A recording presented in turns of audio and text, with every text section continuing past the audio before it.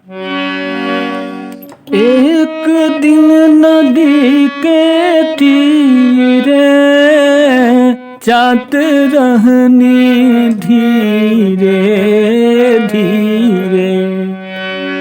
एक दिन नदी के तीरे जात रहनी धीरे धीरे। हम आँखी देखनी, हम आँखी देखनी, सुंदर शरीरिया अगिया में जरेला ये राम।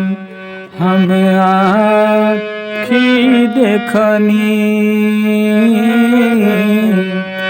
सुंदर शरीरिया अगिया में जरेला ये राम। एक दिन नदी के तीरे जात रहनी धीरे धीरे।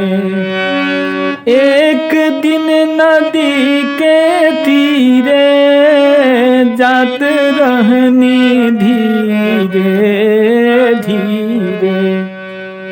हम आँखी देखनी,